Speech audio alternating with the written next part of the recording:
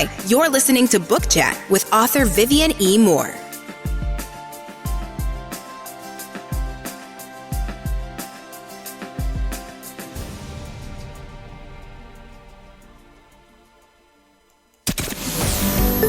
Welcome, everybody, to this week's episode. We really appreciate you joining us. This podcast really shows us how we can all learn, live, and thrive off of each other. By sharing our knowledge through our conversations, we will impart some knowledge whilst learning ourselves how to progress even further.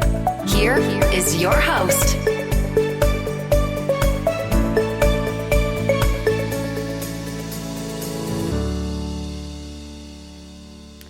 Hello and welcome to Book Chat. I am your host, Author Vivian E. Moore.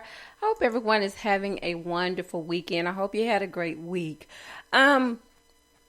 I won't hold you long today. I just want to talk to you about a few things. So without further delay, let's just get right to it. So the title of today's show is The Heart of the Matter. And the topic is writing what we know versus demand. Well, you know, not only is The Heart of the Matter a great song. I think Don Henley sung it. And but it's also a great topic as far as writing is concerned, because when it comes to the business of selling books, there is a specific protocol that is suggested. If you want to be a winner, then everyone should follow this recipe. Well, there are always exceptions to any rule, and therein lies writing what we know versus demand. Okay, so excuse me. Every author hopes to one day become part of something bigger. You know, part of that sometimes elusive bestsellers list, which requires specific criteria or just a lot of luck in some cases.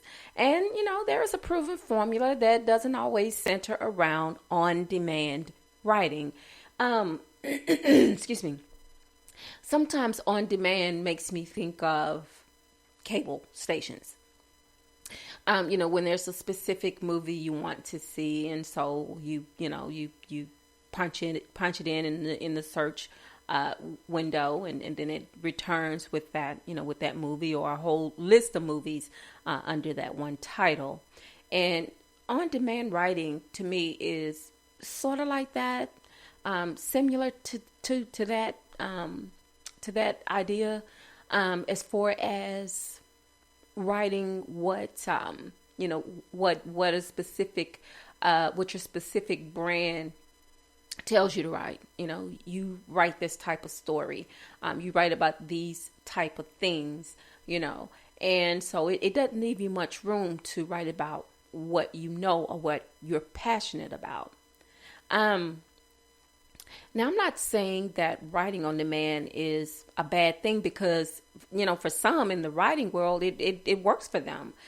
However, you know, for others, not so fortunate, who it hasn't happened for yet, you know, I don't want you to despair, because one day you too, will also bask in the achievement of your dreams. But not only does this subject apply to traditional published authors, but it also applies to self-published authors as well.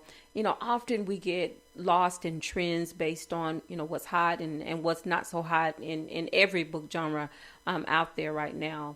And so you forget about the fact that, you know, most readers are savvy enough individuals who they gravitate to those relatable characters, to those books that have characters in it that that they can picture themselves in their place.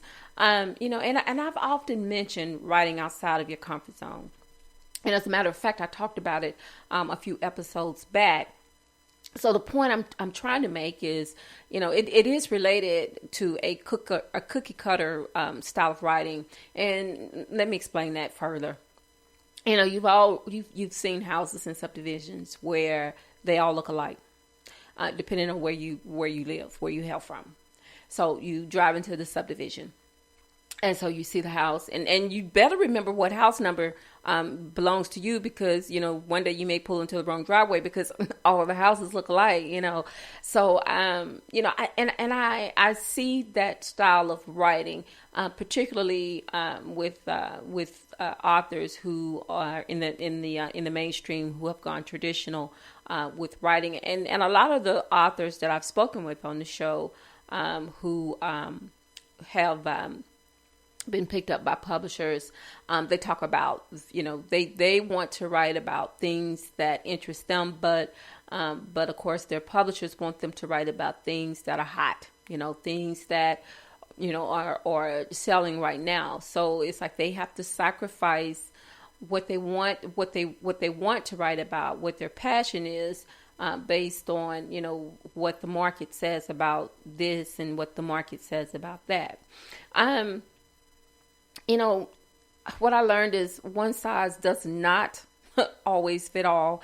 So, we should disregard the notion that just because it worked for some, it will work for everyone else, because that's just not the case. And I don't know about you, but I love originality. I like flexing, exercising my ability to think outside the box, which it allows my creativity, my creative muscles to stretch, to their full potential. And that's how it should be for everyone, as a writer. You should be able to at least, even if you are, if you went the conventional way of becoming an author, sometimes you do want to spread your wings. You want to write about what you want to write about. I've read a lot of books where I can tell that the author, the writer, was passionate about what they were writing because of how the story was laid out. And, but I read this one in particular where the guy was a hockey player, and, I was like, well, I guess females like hockey too. There are not a lot of female hockey players that I'm aware of, but I'm pretty sure there's some out there. But anyway, that's what the main male lead, he was a hockey player. And so somehow the writer was able to weave a story around, that profession. I see a lot with, about MMA fighters and things like that. And, most of the writers are female. But, they're talking about that, and I know females do MMA as well, type of fighting. But still, I feel as though, they tell the story so well that you can tell that it's something that they're passionate about. And I love that. I love reading stories like that. And I've read quite a few stories, especially series where they were on demand. And, I lose interest. And I'm not saying that the story wasn't good, but for me, it was sort of cookie cutter. I like originality. I like things to be mixed up every once in a while. I don't want things to be so predictable to where, if I were to turn to the last chapter in the book, and just say, well, this is what it's going to say, and this is how it's going to end, before I even read it, then what's the point of reading it? I want to be surprised. I want to read something that I've never read before, something that's so unique and so different, that it just captivates me. So ask yourself this question. Are you writing about what matters to you? And I'm talking to writers, talking to authors. Or is it guided toward effective revenue? Okay, I understand that, every writer must fit into a certain niche if they want to earn enough royalties to outweigh the cost of publishing. And I'm talking specifically to self-published authors at this point. But it applies to traditional as well. But if your books aren't marketable, and I know this, or what I like to term dead on the shelf, then, what's the point of wasting your time writing them anyway? And I just said that a few minutes ago, but, I just have to ask it again. I don't want anyone losing what's important to them as a writer. And, there are ways to still write about what you love and for it to be profiting or profitable, without becoming a sellout versus bestseller. You can still do what you want to do. And, within the guidelines that have been preset for you. And I'm talking about conventional authors, the ones who have gone through being published traditional. You can still write about things that you love. And I mentioned before about the hockey players and the MMA fighters and things like that. So, I don't want you to lose sight of your passion. I want you to hold on to that because that's important. In anything that you do, you need to stay passionate about it, because if you don't stay passionate about it, then you lose interest in it, and you sort of, drift away from, what your calling is, what you have been called to do. That's your talent, that's your gift. And you become burned out because your creativity has, it's sort of been stagnated. You've not been allowed to grow. You've not been allowed to, think outside of the box and do the things that, would come normal to just about anyone. I'm not calling anyone a sellout, but I'm just saying that, you have to, perform this circus act, when you are, when you go mainstream. And there's nothing wrong with going mainstream. When you think about self-published versus mainstream, we know what that entails, all the self-published authors, because, everything that goes into putting that book, getting that book out there, and this doesn't even include the writing part of it, but everything else that is associated with writing just one book, the editing, and then you have to do the marketing, you have to do the promotions and the book covers and all of these things, that you don't think about. Whereas if you're doing it mainstream, they cover all of those charges. But when you are self-published, it comes straight out of your pocket. And the thing of it is that it's an investment. You're investing in yourself, whereas the publishing company is investing in you. So they're putting all this money down for you, taking care of all these things that goes along with making this book. They're doing all this for you, but it's an investment still. So as a self-publisher, you are investing in yourself. And I think that's a wonderful thing. But, and I'm not saying that creativity should overrule being marketable, because, that's not the case. That to me would just be like cutting your nose off to spite your face. And, that's just foolish, if you do that. But I want you to keep your passion. I want you to stay passionate about what you do. It's always in your best interest, or the best practice, to write about what you know and love. What I've discovered is that readers are drawn to books that are written, with these two elements in the creation. And keep in mind, authors who are traditionally published are driven by their publishers' mandates. I'll say that again. And so, you don't have as much wiggle room as self-published authors do. Although I do understand that we must be aware of what genres do best in this business, as opposed to those that don't. But at the same time, learn how to work the system to your advantage. In the end, all authors want is to write about what's passionate to them. They learn to adapt to the always tilting scale of what's hot and what's not in the book selling business, without losing sight of the heart of the matter and writing what they know versus demand. All right, folks, that's all I have for you today. But before I let you go, I want to share a couple of these URLs with you. And I thank you for always tuning into the show, for downloading and listening. And I would just ask that you would like the show sometimes. You can go to the Spreaker website, and I'm going to give that to you right now, which is https://www.spreaker.com/user/author Vivian and more. You can go out there and you can like it on Spreaker. You can also go to iTunes. On iTunes, which I think that's Apple Podcast. You can just punch in Book Chat with Author Vivian and more in the search window.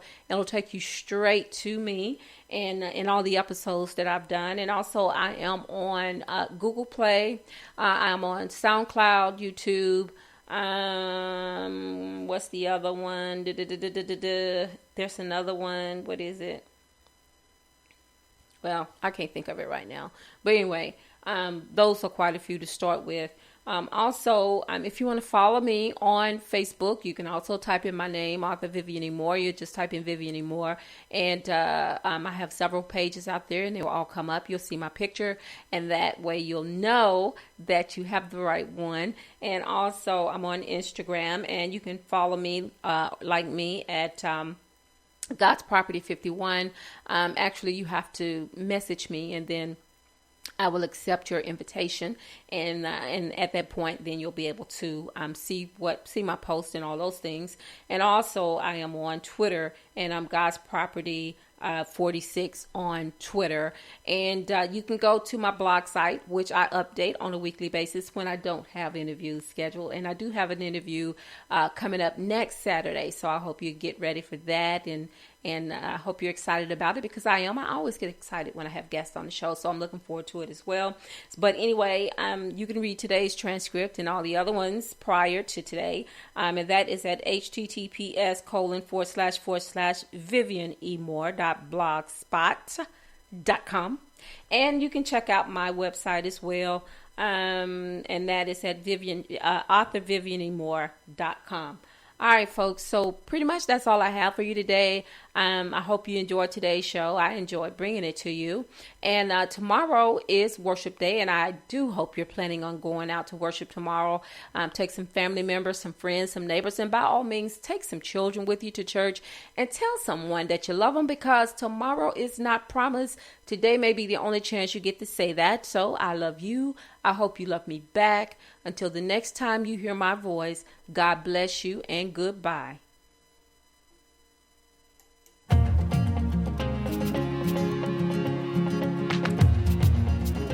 Loved what you've heard on this week's episode? Well, the answer is simple. It would mean the world to us if you could head over to iTunes and leave us a 5-star review and feedback. Spreading the word really is the best way to grow our podcast and achieve even greater things. Thank you.